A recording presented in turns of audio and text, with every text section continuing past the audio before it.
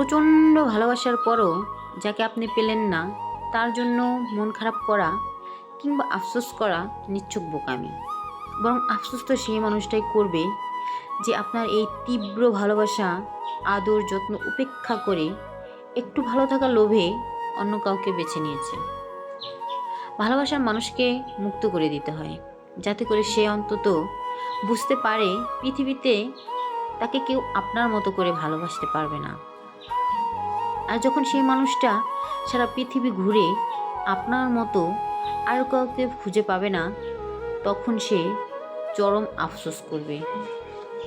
আপনাকে কষ্ট দিয়ে অন্য কারোর সাথে সেও কিন্তু সুখী হতে পারবে না। হয়তো আপনার সামনে ভালো থাকার অভিনয় করবে, কিন্তু মনে মনে সে আফসোস করবে। পৃথিবীতে এখন সত্যিকারের ভালোবাসা সত্যি দুর্লভ।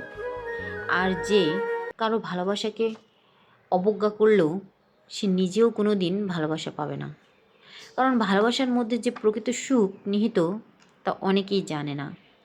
যাকে এত বাসলেন, আদরের যত্ন দিয়ে আগলে রাখলেন, সে চলে গেলে কিন্তু মন্দ নয়। কারণ সে নিজের ভালো না বুঝে আপনাকে তীব্র আঘাত দিয়ে নিজে একটু সুখে থাকার লোভে অন্য কাউকে বেছে নিয়েছে। তার সঙ্গে ভালো থাকার আশা করা যায় না, ভালো থাকা যায়ও না। একটা কথা মনে রাখবেন, যাকে তীব্র বাসা যায় তার চেয়েও তীব্রভাবে ভালোবাসে তাকে হারানোর অধিক যন্ত্রণার।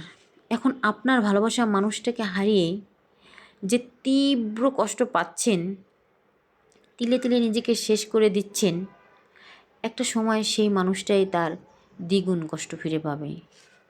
এটা আসলে প্রকৃতির নিয়ম।